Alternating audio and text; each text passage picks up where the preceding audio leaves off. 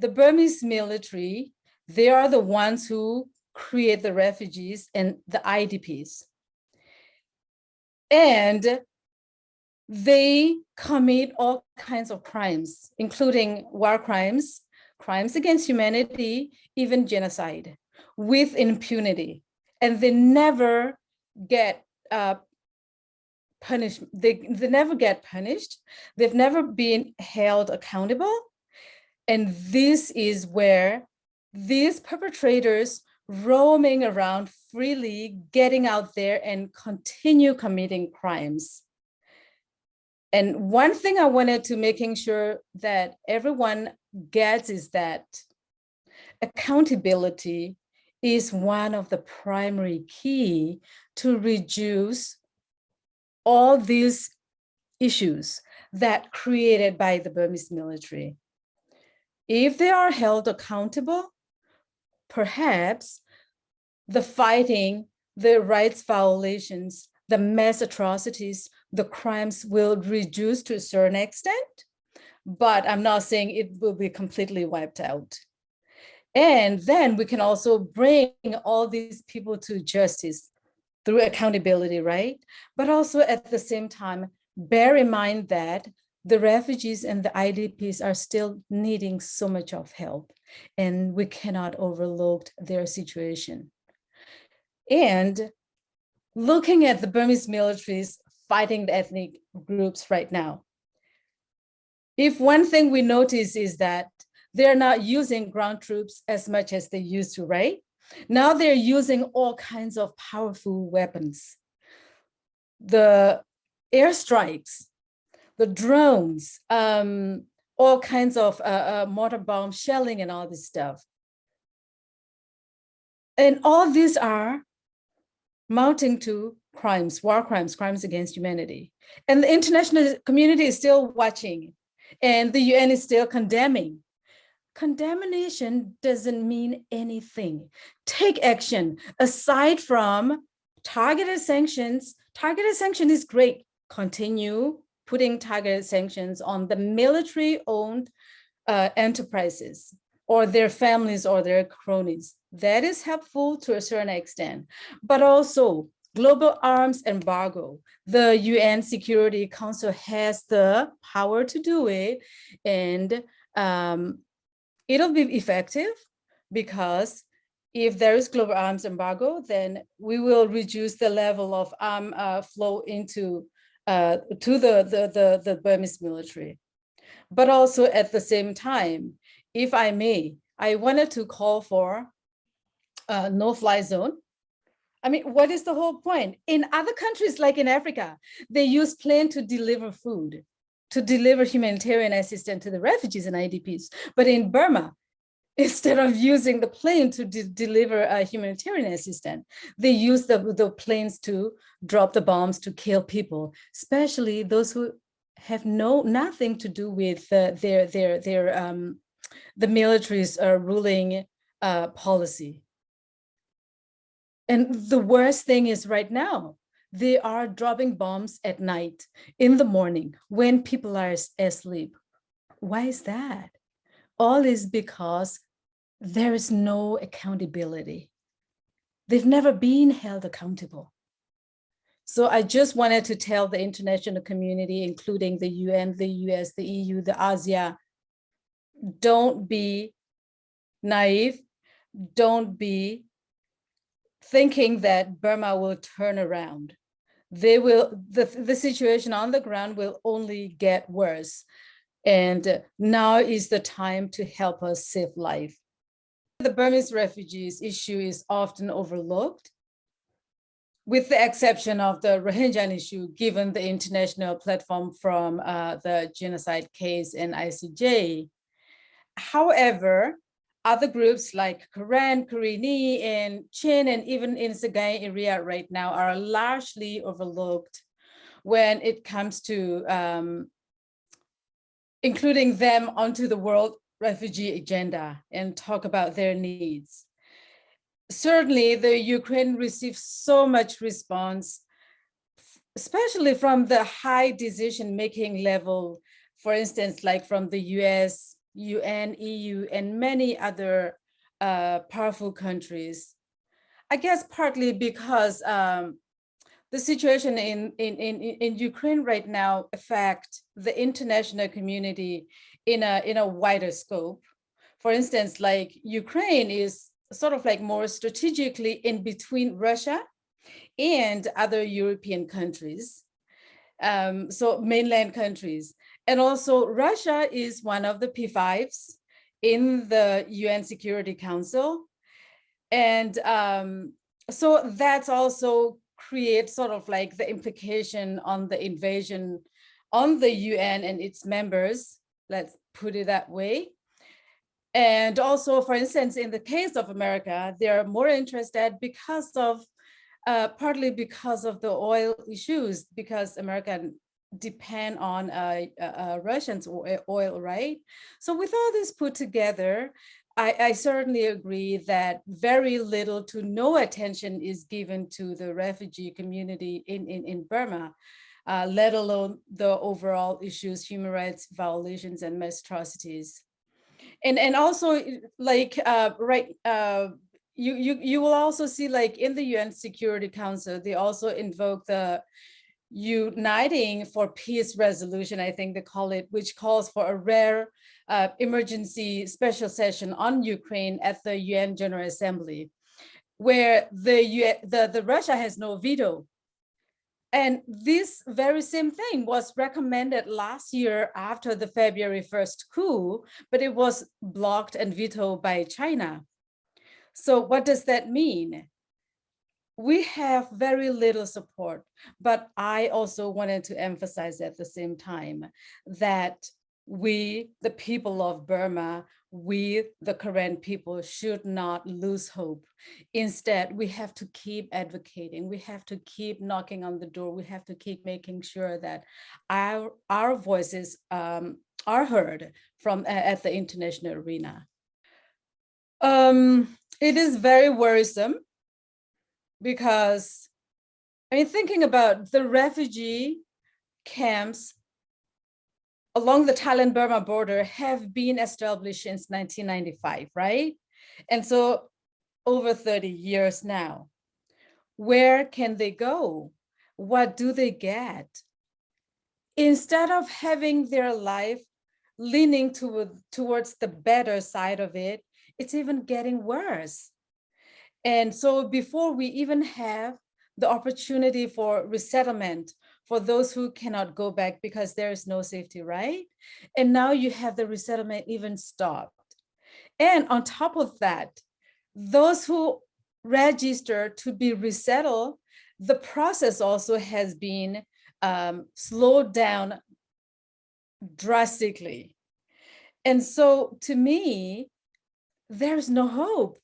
It's almost like for the younger generation, we lost a whole generation. It is so very worrisome for me. In the near future, we're going to start seeing more crimes, more fighting, more human rights violations, and also a lot of other negative effects, like people who cannot tolerate the pain anymore because they came from very traumatic life experience as the internally displaced persons fleeing for their lives back in current state. And now they make it to the refugee camp. Yes, they don't have to be worried about the Burmese soldiers to chase them down, right? But at the same time, they're living in a very tight, close, behind the fences, the barbed wire, where they have no freedom. So to me, I don't see any brighter future, and that makes me worry so much. Yes. The international community has to consider supporting these people. So we're talking about back in prior to 2021. Yes, they've been forced to repatriate. So the international community put it in a very nice diplomatic way where, oh, we're training these people to be able to be self-sufficient and then to send them back, right? But where are they going to send them?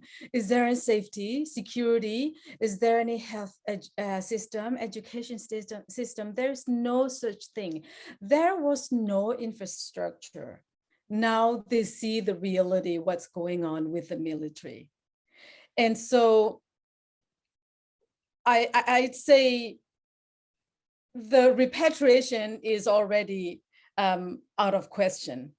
And therefore, what the international community has to do is stop pouring humanitarian aid to inside Burma or working with the Burmese military junta, which call themselves SAC, because signing MOU each time cost a lot of money. But remember, the Burmese military are the ones who create the refugees, the internally displaced person, instead of supporting its own people. So what is the whole point for wasting all this money when your money is not getting to the most impacted community?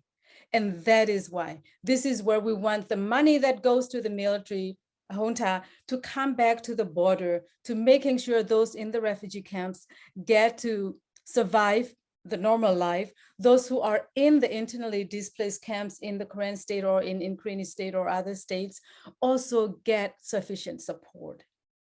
Well, in terms of the standard support, I'm not going to compare it with anybody from every other refugees in other countries, but I wanted to compare it with our own daily life. So before, we used to get rations in terms of getting foods, right? The NGOs or NGOs bought the food and then bring the food over to the camp. But now you also see they don't use that way of distribution anymore. Now they use the cash card. And I just learned from colleagues on the ground that now in the cash card, for one person for 1 month, the food ration is less than $6. One person, 1 month, $6. It is like one meal, not even, it doesn't even buy a meal for us. And so for these people to be able to survive, yes, they are the refugees. They don't want the handouts. They are willing to work. They are the most resilient people working hard. I mean, to me, I wanted to say $6 is nothing. Per month, it should be at least $30. Only then these people will be able to survive, not having to be worried about going starving or having to go out and steal from somebody else or borrow from somebody else. So yes, if the international community, if the international government who support humanitarian assistance look at our people as human beings, we have to do better to support our humanity. As I said, the international community, the UN, the US, the EU, the ASEAN, everyone has to come together to support these people. As I said earlier, refugees are the most resilient people. They are not afraid of working. They've been working so hard when they were in their own villages. They have the skills, farming and all this stuff, right? But now that they are in the refugee camp, behind the barbed wires, behind the fences, they cannot get out and work. As soon as they get outside of they go outside of the fence, they are subjected to being arrested, throwing into jail. And if they are not lucky enough, they will be sent back to Burma, where the place where they never know, and even maybe sent to the Burmese military. And so this is where the UNHCR has to do their work. I mean, if the UNHCR doesn't do their work, then what is the whole point for them being there? They're saying they're supporting, they're looking out for the security of the people, but security is not the only thing. For them to be able to survive, they have to have a certain level of freedom of mobilization to be able to get outside of the camp, maybe finding a job where they can earn some kind of income and then support their family. The younger generation, for them to be able to survive, not just to survive, but also thrive, they need to have access to formal education. Yes, they can be refugees in the refugee camp, but also allow them with that refugee status to study in the Thai education system or some kind of formal education where they can earn their degree or their diploma, and then they can come back and work and contribute back to their community, or maybe contribute to the Thai community that they live or they study with. That would be the ideal thing that I'd like to see. Well, what should happen to the refugees? Otherwise, guess what? We're going to continue seeing a certain level of crimes where people they don't have enough, then they're going to have to start stealing or borrowing from each other and not having enough, and then they're going to they cannot pay back, then they're going to end up what killing each other, harming each other. So it's only going to create disaster.